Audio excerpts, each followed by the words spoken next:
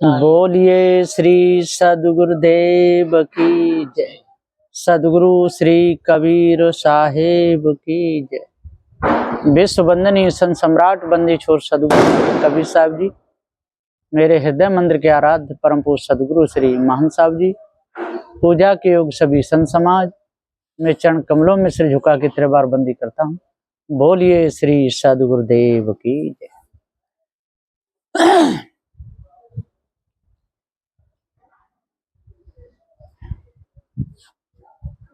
जीवन मुक्त दशा एक जीवन मुक्त दशा होती है।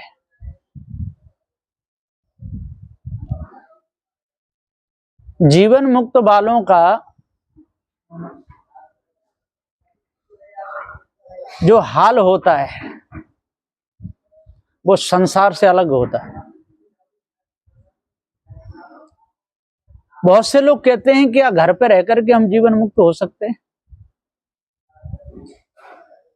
यदि कोशिश करोगे तो हो सकते हो, लेकिन अभी तक घर पर रह करके कोई जीवन मुक्त हुआ नहीं है। कोई प्रमाण नहीं। होना चाहे तो हो सकता है, लेकिन हो नहीं पाएगा। क्यों? जैसे जीवन मुक्त पुरुष हानि लाभ से रहित होता है, हानि और लाभ से जो रहित दशा है वो जीवन मुक्त दशा है।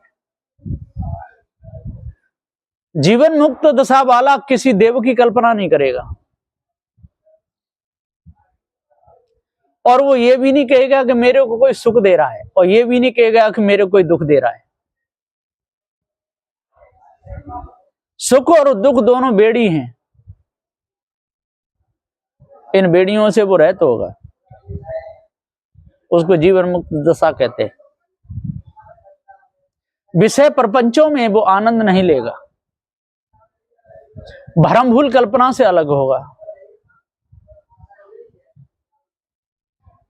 इस जगत का कर्ता कोई है, ये संशय जीवन मुक्त दशा पुरुष के अंदर नहीं होती है। क्योंकि संसार का रचयिता यदि कोई होता, संसार को रचने वाला यदि कोई होता तो कितने समय तक रहता? यदि रचयिता कोई होता संसार को रचने वाला तो वो कितने दिन तक रहता?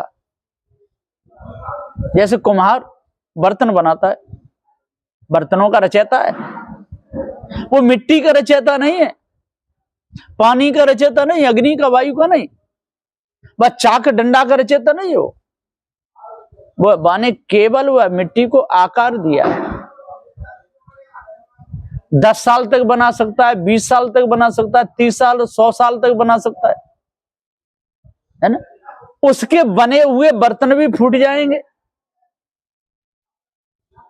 और उनका शरीर भी छूट जाएगा, फिर उसको नवीन धारण करना पड़ेगा।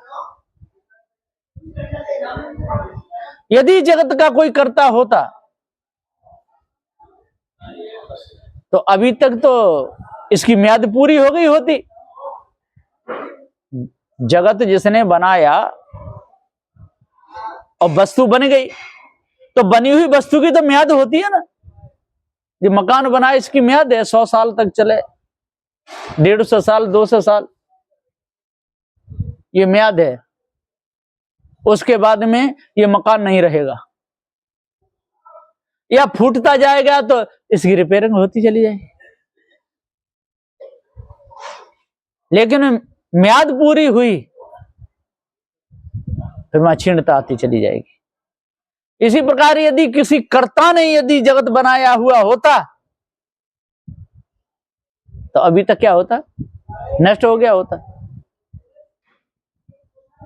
किसी कर्ता का बनाया हुआ होता तो अभी तक नष्ट हो गया होता। और कर्ता जो करता था, है ना, और वो भी बिना पंच भौतिक शरीर के कोई कार्य कर नहीं सकता है ना, तो उसका भी शरीर छूटेगा, और शरीर छूटेगा तो वो भी धारण करेगा। तो अपने जिसने प्रकट सारा संसार किया उस कलेवर को वो कैसे धारण करेगा? तो ये सिद्ध हो गया कि संसार का रचने वाला कोई नहीं है। कोई ईश ब्रह्म परमात्मा संसार का रचने वाला नहीं। ये भ्रम जीवन मुक्त पुरुषों का मिट जाता है। और जीवन मुक्त पुरुष किसी को फंसाते नहीं, किसी को धोखा नहीं देते। सदगुरु श्री कबीर साहब जी जीवन मुक्त पुरुष थे। कभी भी किसी को फंसाते नहीं थे, जड़ाध्यास से निकालते थे। जड़ाध्यास रहित जीवन था सदगुरु श्री कबीर साहब जी का। और साहब ने डंके की चोट कह दिया कि ईश ब्रह्म आत्म परमात्म गुरबन का भ्रम होई, तू जीव जनैया सत्य है तेरे ऊपर और न कोई है। स्वयं कारीगरी को सामने रखकर और कारीगर तू बनता है। जितने भी मकान बनाए इनका कारीगर कौन है? ये मनुष्य है। जितनी भी मूर्तियां संसार में बनी हुई हैं उनका कारीगर कौन है? मनुष्य। और मनुष्य उनकी आरती पूजा कर रहा है तो ये क्या कर रहा है? गलत कर रहा है कि सही? महापुरुषों का अपमान कर रहा है कि सम्मान? कबीर साहब की मूर्ति बना के कोई आरती करने लगे तो ये कबीर साहब का सम्मान है कि अपमान है कि नहीं? और लोग कह रहे हैं हम सम्मान कर रहे हैं, वो सम्मान नहीं है, ये अपमान है। किसी भी महापुरुष की जड़ मूर्ति है, यादगारी तक के लिए ठीक है, यादगारी है, हो गया। अब वहां सिर पटकने लगे, उस मूर्ति की आरती करने लगे, वहां केला चढ़ाने लगे, नारियल चढ़ाने लगे, क्या वो मूर्ति खाएगी? और वो कहते नहीं, हम भाव सहित, भाव की पूजा है, हम भाव सहित पूजा कर रहे हैं। तो भाव सहित आप कर रहे हैं तो क्या वो नारियल फोड़ की मूर्ति खाएगी? या आप ही फोड़ के चढ़ा दो तो वो खाएगी? वहां कीड़े मकोड़े और आ जाएंगे। यदि फोड़ करके नारियल चढ़ा दिया जाए तो कीड़े मकोड़े और आएंगे कि मरेंगे। है बूंदी का लड्डू मैंने देखे कई मंदिरों में, मैं गया था, इतने चिटी चीटा भरे, मैंने यहाँ कहां से आ गए, अंदर देखे तो कोई लड्डुओं का भोग लगा के गया है। अब इनको मूर्ख नहीं कहा जाए तो क्या कहा जाए? है ये पुजारी जी कहते थे कि साहब अपने प्रवचन में आप मूर्ख कहते हो। मूर्ख क्यों कहते हो? मैं तो क्या कहें, मूर्खों को तो मूर्ख कहा ही जाएगा। है ये इतनी अकल नहीं कि कारीगरी हमारी मूर्ति हमने बनाई, पत्थर की मूर्ति, इसमें जीव है नहीं है, तो क्या ये मूर्ति पानी पिएगी कि भोजन खाएगी? और इतना ही नहीं, उसकी आरती वंदना और कर रहा है। कितनी बड़ी भूल है। तो जीवन मुक्त जो पुरुष होते हैं वो इन सारी भूलों से अलग रहते हैं। उनकी साधना एक साधना होती है, विशाल साधना होती है। जीवन मुक्त पुरुष यदि बाजार से और कोई फल खरीद करके लाते और रास्ता में उनके हाथ से वो छूट गए या नाले में गिर गए तो उसमें वो दुखी नहीं होते। गिर गए तो गिर गए, वहां पहचान होती है कि ये जीवन मुक्त है कि नहीं। और गिरते ही बाबरा हो जाए, अरे मेरे पास इतने पैसे थे पर मेरे गिर गए, अब मैं क्या खाऊंगा, अब मैं क्या खाऊं, उनके उसकी वजह से उसे नींद ही नहीं आवे, उसकी वजह से उसे नींद ही नहीं आवे। ये पहचान है कि वो जीवन मुक्त नहीं। जीवन मुक्त पुरुष हानि लाभ से अलग रहते हैं। एक बार गुरुजी थे, मैं भी था, रामत गए थे, आगरा स्टेशन पर उतरे, गुरुजी का कमंडल था मेरे हाथ में था, भक्त लोग गाड़ी लेकर के आए, सब गाड़ी में बैठ गए, गुरुजी का कमंडल वहीं रह गया। जब यहाँ पहुंचे मुझे ध्यान आया, मैंने गुरुदेव जी आपका कमंडल वहां रह गया, कि अब क्या उपाय कर सकता है तू, तेरे पास कोई उपाय है? कुछ नहीं। कि तो फिर याद बेकार है, अरे कहीं शहर मिलेगा दूसरा ले लेंगे। है? तेरा साधु होना और बिना होना बेकार गया।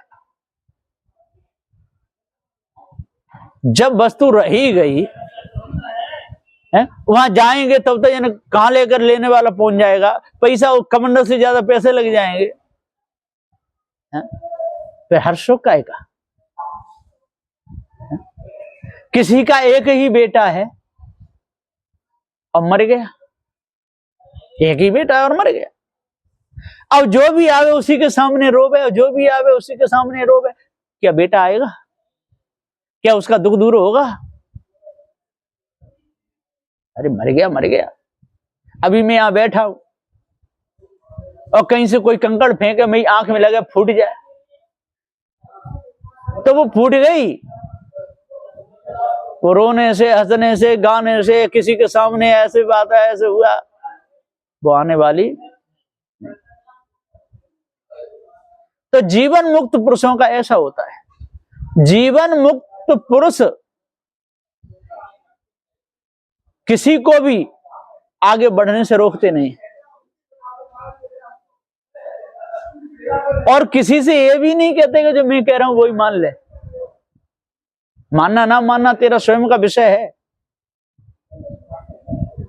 संत गुरुजन तो केवल उपदेश दे सकते हैं, आपको न्याय नीति की बात बता सकते हैं, अब मानना ना मानना तो हमारे ऊपर है। संत गुरुजन तो हमको समझा सकते हैं। तो जो खानी वानी दो जाल हैं, इनको जो त्याग देता है वो जीवन मुक्त है? और कीर सरस बाणी पढ़े और चाखन चाहे खाण, और मन राखे बैराग में और घर में राखे राण है। वचन तो अच्छे अच्छे बोलता हो, कीर सामान, कीर तोता को कहते, तोते की तरह रटता हो, कीर सरस बाणी पढ़े और चाखन चाहे खाण है। खाण के ये संसार के सुख से अलग होकर मुक्त होना चाहे, कीर सरस वाणी पढ़े और चाखन चाहे खाण, और मन राखे बैराग में, हम बैराग में, और घर में राखे राण। राण कहते हैं स्त्री। तो सदगुरुदेव जी पुकार के समझाते हुए कहते हैं कि बैराग में जो दखल दे उसे अलग रहना पड़ता है। और मैं ऐसे ऐसे देखा हूं, इधर बेटी बैठी है, बेटा भी बैठा है, इधर पत्नी बैठी है, और नाम लिखा फलाने संत। वो संत हैं? घर में बच्चे भी पैदा कर रहे हैं, दोनों काम कर रहे हैं, कांच खोल करके बैठे गए साधन में और लगाए के घर में खूब काम कर रहे हैं। गंगा पे गंगादास, यमुना पे यमुनादास, फसल काटी और वृंदावन में पहुंच गए। रुद्राक्ष की माला भी डाल लेते, बड़ी बड़ी माला डाल लेते रुद्राक्ष की गले में, और फसल काट के पहुंच जाते हैं। और लोग समझते हैं ये तो बहुत बड़े महात्मा है, दंडवत प्रणाम, और वो आशीर्वाद बहुत अच्छी तरह देते। ऐसे ऐसे मुद्रा में बैठेंगे, खुश रहो बेटा, खुश रहो, खुश रहो, सभी संकट कट जाएंगे भगवान की दया से। है भगवान वहां का नौकर है, तो भगवान से सारे संकट कटवाए देगा। खूब बैठते हैं, फिर उनमें चर्चाएं होती हैं, भैया आप कौन से काम के फलाने, आप कौन से काम के फलाने काम के।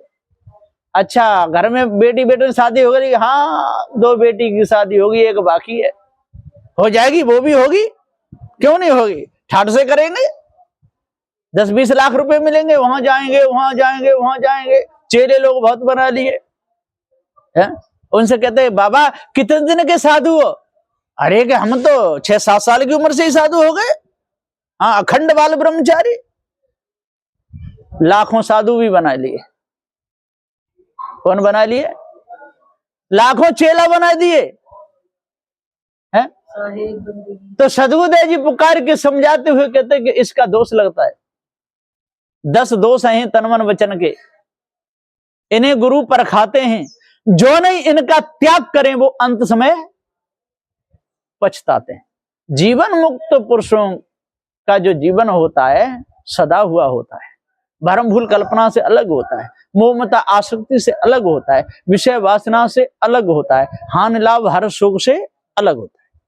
यह जीवन मुक्त पुरुषों का ये पूरा निरूपण है। और इन गुणों को जो धारण कर लेगा तो वो जीवन मुक्त है। अब कहे घर में रह के कर सकते हैं? अब घर में बैठा है और बच्चा उसका खाट पे है, छोटा नाती, और एकदम खाट से नीचे गिर गया है, तो जीवन मुक्त पुरुष का तो ये है नहीं कि हाय एकदम टूट पड़े, हाय ये हो गया। क्या ऐसा घर पर रह कर सकता है? और कर ले तो ठीक है, पर नहीं कर पाया। भैंस छूटी गई तो पैर पीछे पर दौड़ेगा, है ना। एक कहते थे मैं जीवन मुक्त हूं, ठीक, हम उनके घर पे ही थे तो वहीं बैठे, तब तो भैंस का बच्चा छूट गया, भैंस के लग गया, एकदम चिल्लाया, अरे को जब पकड़ो पकड़ो, वो सब दूध पियो दूध पियो। मैंने बैठे जाओ, मैंने आप तो जीवन मुक्त हो, मैंने आप तो जीवन मुक्त है, बैठो, दूध पी गया। अरे साहब ये तो देखना ही पड़ेगा, तो मैंने तो जीवन मुक्त नहीं हो सकता। जीवन मुक्त दशा ही अलग है। जीवन मुक्त दशा वाला पत्थर पूजा करेगा कि माला फेरेगा, शंख बजाएगा? ये नहीं करेगा। जीवन मुक्त दिशा वाला किसी को चोट लगी तो किसी को दोष देगा? नहीं देगा। किसी के द्वारा भी यदि चोट लग जाए तब भी उसको दोष नहीं देगा। वो कह दीजिए तो हमारे कर्मों का फल है, हमने उसको दिया होगा, हमको दे दिया। ये पहचान है। अकीर सरस वाणी पढ़े, खूब चिल्ला चिल्ला करके, है? कथा में ऊंचे सुर बोले और लेवे जेवे खावे को जे कुत्ता से भौंके। कथा में बहुत ऊंचे बोलते हैं और ये मालूम पता है कि इनसे बड़ा कोई दुनिया में नहीं, है ना। आपने सुने होंगे अभी कांकी जेल में आसाराम बाबू सुने और देखे भी होंगे किसी किसी ने। तो जिस समय वो बोलते थे तो ये कहते थे कि हे भक्तों, यदि मैं चाहूं तो आप सबको लेकर के गोधाम को जा सकता हूं। हाँ। और जब पकड़े गए तो वो तो स्वयं तो गोधाम को चले गए, गोधाम है, भक्तों को नहीं ले गए, क्योंकि उनका जो गोधाम लोग है ना वो छोटा पड़ता है। और जेल में इतने भक्त तो आ नहीं पाएंगे। कम से कम कितने भक्त थे आसाराम बापू के? अब वो सबको जेल में लेके जाएं तो आ जाएंगे वो इतने, है? तो गोधाम लोग भी उनका छोटा पड़ गया।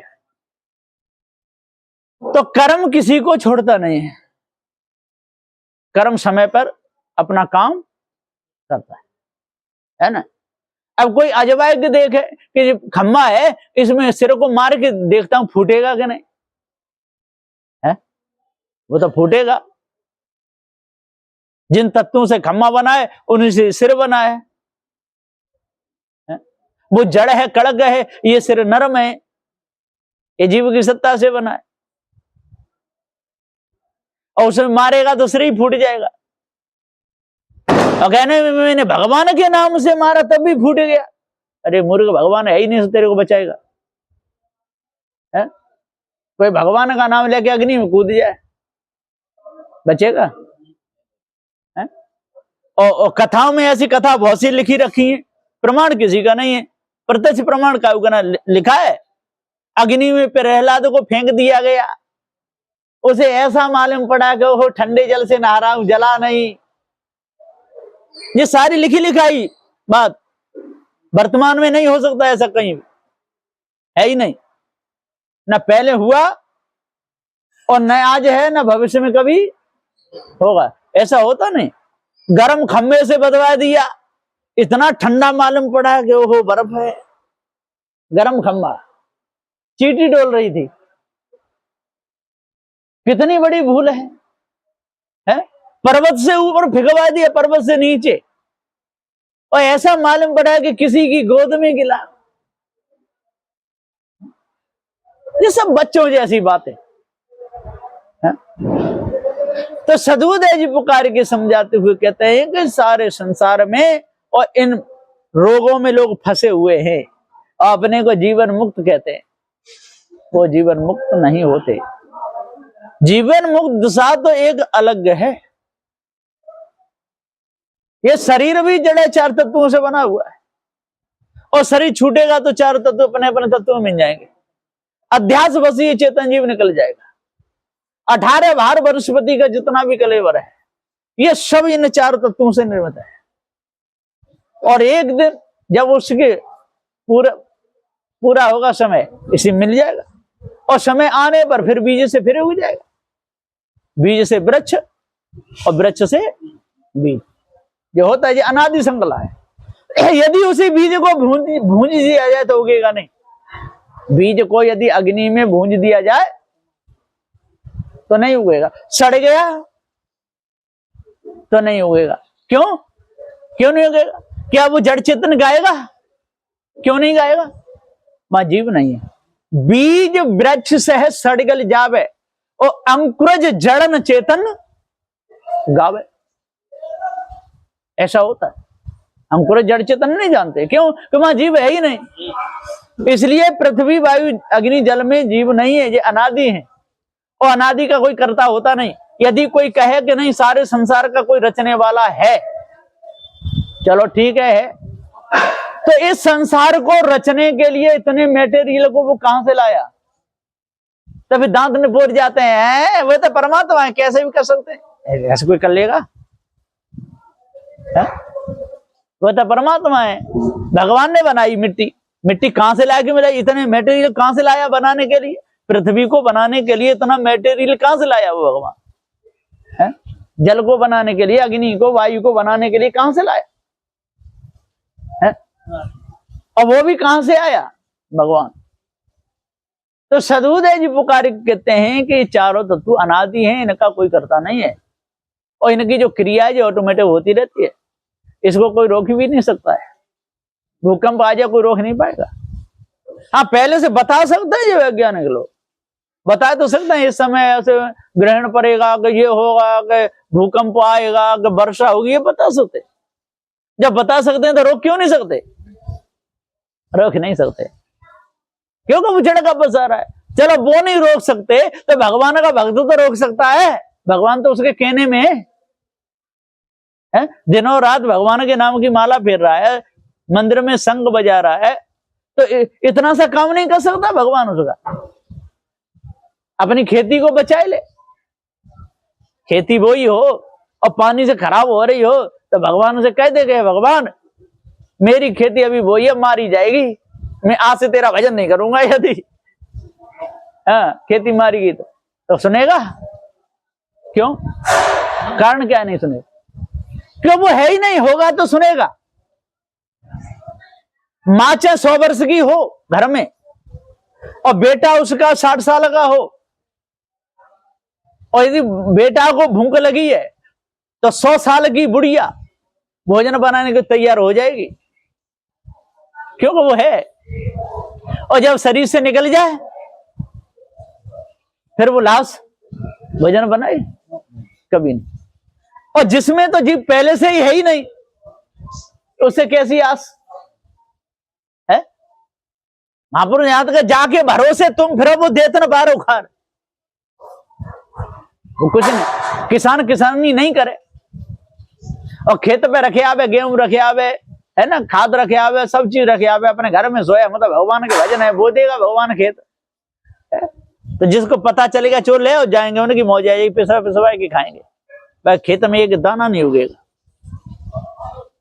है? उसको कमर कस के काम करना पड़ेगा, तब फसल ले सकता है, नहीं तो नहीं ले पाएगा।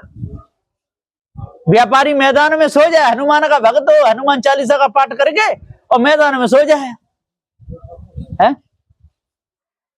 नेक देर में चोरी हो जाएगी। एक हनुमान के भक्त की चोरी होगी, मेरे से कहता था। मैं रोज हनुमान का पाठ करता हूँ, हनुमान चालीसा पढ़ के ही सोता हूँ। अब एक दिन वो उसकी चोरी हो गई, मेरे को बताया, साहब जी के हाँ क्या चोरी हो गई। मैंने हनुमान जी ले गए होंगे, उन्हें जरूरत पड़ गई होगी, हनुमान को जरूरत पड़ेगी होगी पैसे की, ले गए होंगे। तब उसका भ्रम दूर हुआ, फिर आया, फिर ग्रंथ ले गया, ग्रंथ पढ़े, अब गुरुजी से कंठी ले लिया। अब कहता है कि यदि हमारी चोरी नहीं होती तो हमको पारक ज्ञान ही नहीं होता है? चोरी हो गई तो ये अच्छा हुआ कि पारक ज्ञान हो गया, नहीं तो होता ही नहीं है? अब जयपुर वाले पंडित जी ललित प्रसाद जी कहते हैं, वो क्या कहते हैं कि जे नाम के पंडित हैं, काम के नहीं है। जिसका जो नियम है वो अपना करेगा। पृथ्वी का नियम क्या है? पृथ्वी का गुण क्या है? गंध है, पृथ्वी का गुण गंध है क्या नहीं? और जल का गुण शीतल है, और अग्नि का गुण क्या है? दाग है, और वायु का गुण कोमल है। क्या जे अपने नियम को छोड़ सकते हैं? और जीव का गुण ज्ञान है, क्या जीव का गुण छूट सकता है? ज्ञान गुण जीव से अलग हो सकता है? कभी नहीं हो सकता। तो जिसका जो गुण है वो उससे गुणी से कभी अलग नहीं होता है। तो सदगुरुदेव जी पुकार के समझाते हुए कहते हैं कि जब तक हमको अपने स्वरूप का पूरा ज्ञान नहीं होगा, तब तक हम चाहे बैरागी हो जाए, सन्यासी हो जाए, उदासी हो जाए, कहीं भी डोलते रहें, जब तक स्वरूप का ज्ञान नहीं होगा, चाहे कबीर पंथी क्यों नहीं हो जाए, पारखी गुरु से क्यों नहीं भेष ले लें, लेकिन आदत वही रहेगी कि कुल की टेक न चूकता और टांग उठाए के मुंह तक, ये मिटेगी नहीं। सारे संसार के लोग, अभी भी मैं कह रहा था ना कि जब कोई 1 कुंटल वजन अपनी पीठ पे रख करके ऊपर चढ़े आवे यहां, और भूख लगेगी तो कितनी रोटी खाएगा? 1 कुंटल वजन उठाने वाला क्या रोटी खा सकता है? अरे 4 मान हम तो 4 सब्जी रहेगी, भात रहेगा तो 4 तो खा ही लेगा 1 कुंटल वाला है। और जिसने पूरा द्रोणागिर पर्वत ही उठा लिया हो वो कितनी खाएगा है? उसके लिए इतना भोजन बनाएगा कौन? क्या खाएगा? क्या वृक्षों की पत्ती भी सारी टिड्डियां आ जाती हैं, जिस घर से निकल जाए तो वृक्ष की पत्ती भी चली जाती है? तो हनुमान जहां रहते होंगे तो वृक्षों की पत्ती तो होंगी नहीं, फल होते होंगे, जो रोटी तो इतनी बनाएगा को? फिर उसके लिए सब्जी भी होनी चाहिए, पानी भी पिएगा है, फिर मल भी त्यागेगा। कम से कम मानो तो हजारों टन तो वो रोटी खाई जाएगा, इतना बड़े पर्वत को उठाने वाला। और फिर टट्टी करेगा है? तो जो इतने और जो पहाड़ हैं ये सब, तो जो उन्हीं लोगों की टट्टी है क्या? ये पूरे पहाड़, जब हाथी खाता है इतना तो इतना ऊंचा ढेर लग जाता है, मल त्यागता है। हाथी तो 1 मन खाता है और इतना ऊंचा ढेर लग जाता है। और जो इतना खाएगा क्या होगा? और पेशाब करता होगा तो ये पता चलता होता नदी बह रही है, जो 2-4 नदी का पानी तो पिएगा ही पिएगा, और एक बार तो पिएगा नहीं, 4 लीटर पानी तो मैं ही पी जा, तुझे बोतल भर के रही, और 3-4 बार पेशाब भी जाता पूरे दिन में। और जब इतना पानी पीने वाला कितनी बार जाएगा? कैसी गप्पे?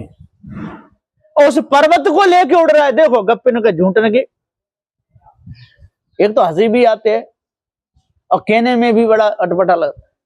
जब हनुमान ने द्रोणागिर पर्वत उठा लिया तो हाथ पे रख लिया, एक ही हाथ पे, और गदा भी, और उड़ रहा है, उड़ता हुआ। और कहां होके निकला पता है? अयोध्या के ऊपर होके निकला तो एकदम अंधेरा छा गया। क्या छा गया? जो अंधेरा छाया। भरत जी अयोध्या के बाहर रहते थे, वो भी तपसी जैसे ही रहते थे, भैया राम वन को चले गए, गद्दी पे नहीं बैठे, उन्हें खड़ा मुंह रख दिए रहते थे। और जो देखा कि इतना बड़ा विशाल पर्वत लेके आ रहा है, जो अयोध्या पे गिर गया तो पूरा सुपड़ा साफ हो जाएगा। अब क्या करना?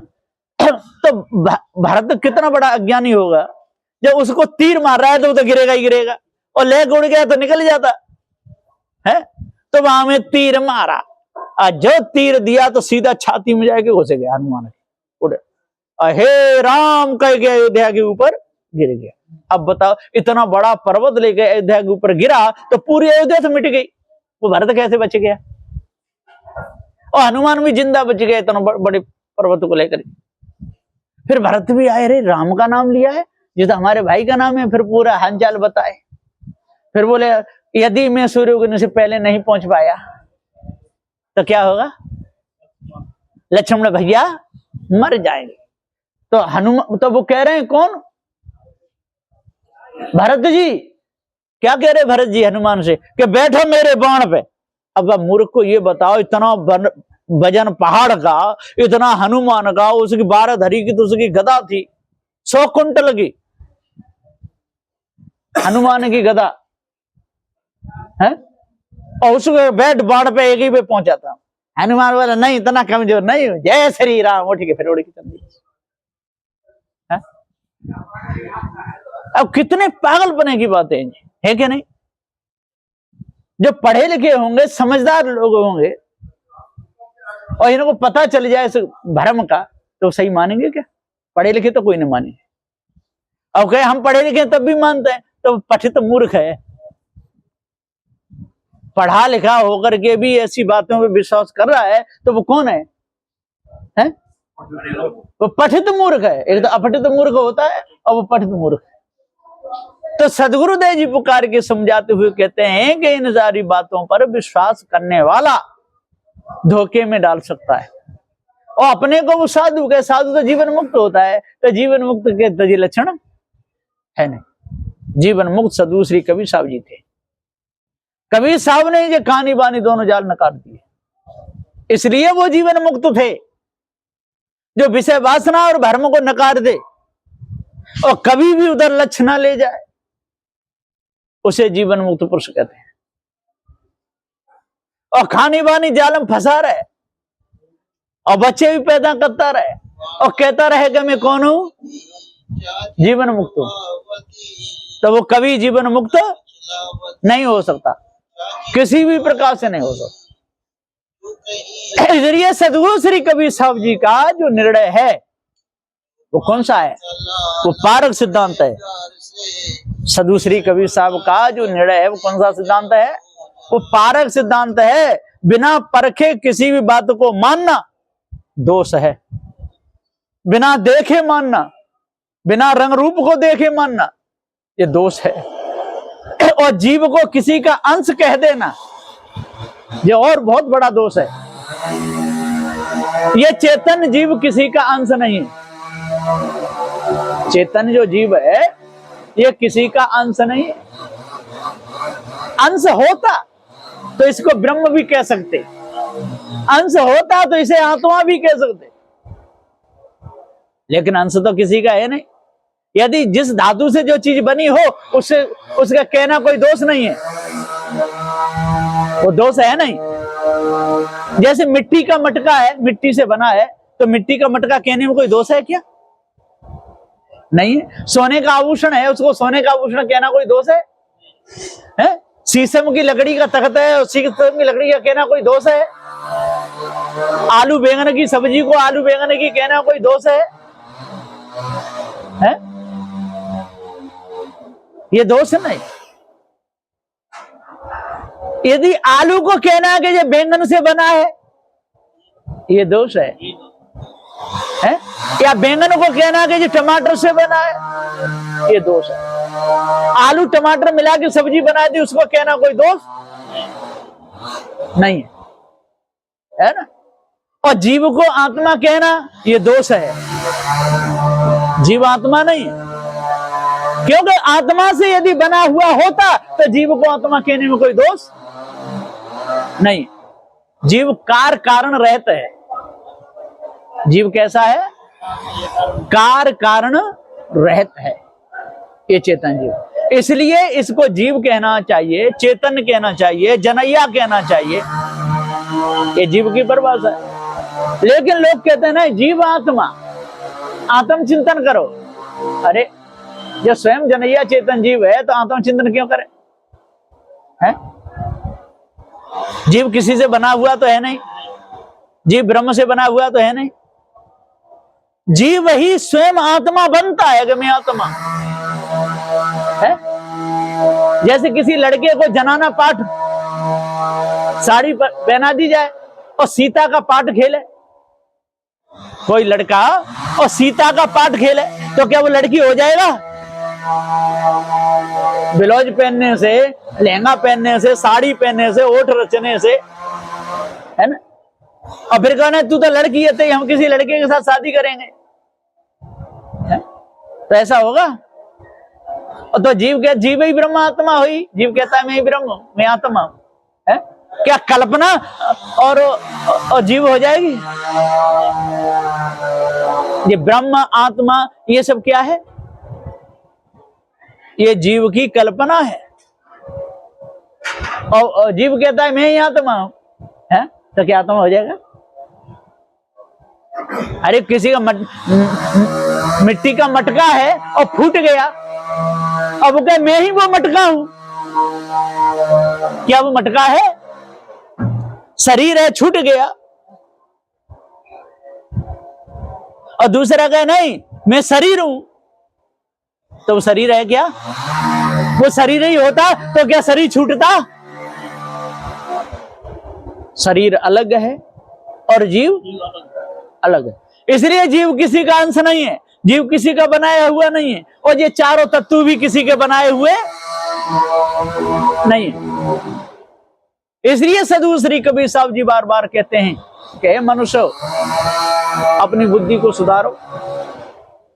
एक है तुचा हाड़ मलमूत्रा, एक रुद्र एक गूदा, और एक बुंद से श्रेष्ठ बनी है कोई ब्राह्मण को शूद्रा। न कोई ब्राह्मण है न कोई शूद्र है, ब्रजवीर से सबका शरीर बना हुआ है। सब नाक से सूंघते हैं, आंखों से देखते हैं, जिह्वा से चखते हैं, हाथों से ले देते हैं, गुदा से मल त्यागते हैं, श्वसनेंद्रिय से पेशाब करते हैं। सारा कार्य एक शरीर का सबका है। कर्मों के अनुसार नाम रख दिया जाता है। नाम किसके अनुसार होता है? कर्मों के द्वारा ही नाम होता है। जैसे कोई गाड़ी चलाता है तो उसका नाम ड्राइवर पड़ जाता है। कोई रिक्शा चलाता है तो बाजार में कहता है ओ रिक्शा इधर आ, है तो रिक्शा आता है कि रिक्शे वाला लेके आता है? कि रिक्शा आता है। और यदि कोई वैसे ही खड़ा हो और उसे ए रिक्शा इधर आ, आप कहीं चौराहे पे खड़े हो और आप उसे ए रिक्शा इधर आ, तो क्या होगा? जूता उतार लेगा, मेरे को रिक्शा कहता है। और यदि आप रिक्शा चलाओ फिर कहे कोई ये रिक्शा इधर आ, तो बड़ी खुशी से लाओगे हाँ भैया, फिर नहीं कहेगा कि मेरे को रिक्शा कहता है। कहेगा क्या? कभी नहीं कहेगा। रिक्शा यदि चलाता है तो उससे कोई रिक्शा कहेगा तो आ जाएगा और खुशी से आएगा, और नहीं चलाता हो उससे कहते हो रिक्शा तो नाराज हो जाएगा। कोई गंगा नहाने जा रहा है, उसको पूछिए भैया गंगा नहाने क्यों जाता है? कि पाप कट जाते हैं। कोई गंगा जी नहाने जा रहा है तो उसको पूछो कि भैया कहाँ जा रहा है? कि गंगा नहाने जा रहा हूँ। कि गंगा नहाने से क्या होता है? कि गंगा नहाने से पाप कट जाते हैं। ठीक है, और फिर कहो भैया पापी इधर आ, ओ भैया पापी इधर आ, तो मानने लगे भैया माता क्यों कहते ने मेरे से पापी का? कि भाई तू ही तो कह रहा था गंगा नहाने से पाप कट जाते, नहाने जा रहा हूँ। तो पापी है तब तो जा रहा है? लेकिन पापी के बोलने से नाराज हो जाएगा। वो अपने मुख से कह रहा है कि मैं पापी हूं, गंगा नहाने जा रहा हूं, क्यों जा रहा है? पाप कट जाते हैं। तो पापी हुआ कि नहीं? है? तो फिर आप कितने पापी जा रहे हो गंगा नहाने, इतने पे नाराज हो जाएगा, मानने लगे। तो साधु श्री कबीर साहब जी कहते हैं जिन कर्मों से और मन गंदा होता है, अंतर्गत गंदा होता है, उन कर्मों को जड़ मूल से त्यागने से पूरा जीवन सुधर जाता है। और जो इन कर्मों को त्याग देते हैं, ईश ब्रह्म आत्म परमात्म भूत चुड़ैलें डांकन शांकन चोरी हिंसा व्यभिचार ईर्ष्या क्रोध मान छल गाल निंदा झूठ, जितना भी संसार का प्रपंच है, जिसको त्याग करके और जो चलता है उसको कहते हैं जीवन मुक्त पुरुष। वो जीवन मुक्त दशा है। यदि उसको कोई धारण कर ले तो वो जीवन मुक्त हो सकता है, लेकिन जीवन मुक्त पुरुष ये कभी नहीं कहेगा कि मैं जीवन मुक्त हूं। उसके लक्षणों से पता चल जाता है। बोलिए श्री सद्गुरुदेव की जय।